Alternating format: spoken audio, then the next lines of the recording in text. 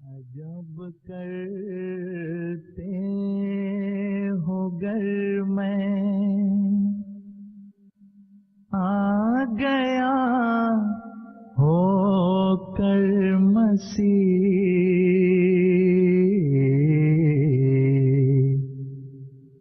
خود مسیحا. پہلی بات تو پہلے میں اس کا ترجمہ کر دوں، شاید کوئی دوست نہ سمجھے ہوں. یہ کہتے ہیں کہ اصل بنیادی اختلاف جماعت احمدیہ کا اور دوسرے اسلامی فرقوں کا یہ ہے کہ آپ مرزا غلام احمد صاحب قادیانی کو مہدی اور مسیح مان رہے ہیں،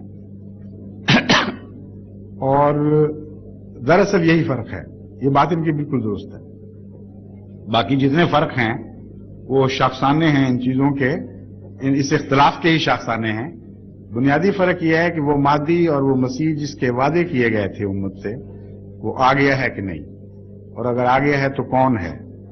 ہم کہتے ہیں وہ آ گیا ہے اور وہ قادیان میں پیدا ہوا، اس کا نام مرزا غلام احمد قادیانی تھا اور ان نے ایک جماعت بنائی جو ہم جماعت ہیں. باقی کہتے ہیں نہیں، جھوٹ بولنے والا تھا، کوئی خدا نے نہیں بھیجا، اپنی طرف سے ایک سلسلہ جاری کیا.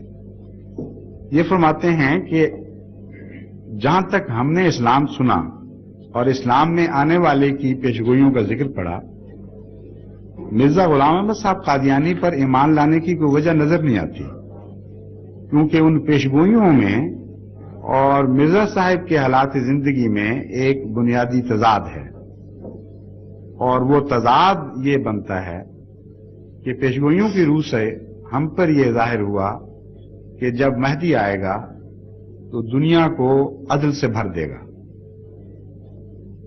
اور ہر طرف عدل کا دورہ ہوگا اور انصاف کی ہوا چلے گی.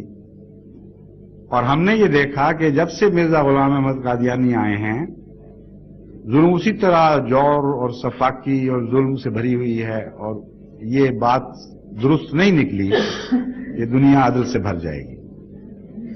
دوسری بات، اگر مسیح مانتے ہو تو مسیح کے متعلق صرف مسلمان ہی نہیں بلکہ عیسائی بھی مانتے ہیں، یہود بھی مانتے ہیں کہ جب مسیح آئے گا تو قیامت اس کے ساتھ ساتھ آئے گی اور گویا اس کے ساتھ جڑی ہوئی ہوگی، اور اس کے آنے کے تھوڑے عرصے کے بعد، بعض 40 سال کہتے ہیں، بعض انہوں نے نہیں کہا، میں بتا رہا ہوں، بعض 40 سال کہتے ہیں، بعض اور سا بیان کرتے ہیں کہ قیامت جلدی آ جائے گی.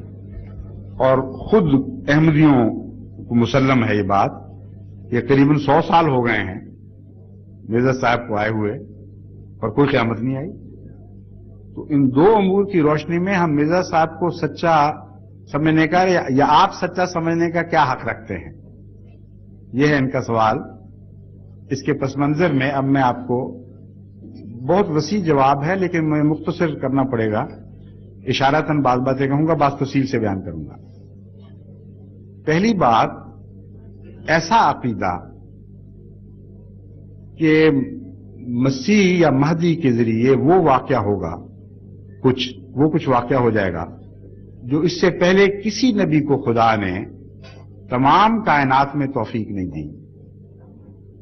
کیا یہ جائز بات ہے کہ ایسا عقیدہ رکھا جائے؟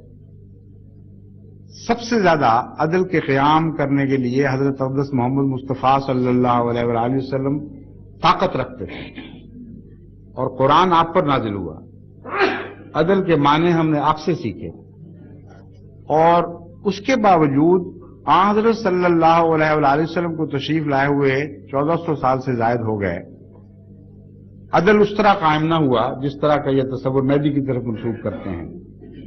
تو مہدی پھر کیا چیز ہے جو اچانک آ کے دنیا میں عدل قائم کر دے گا؟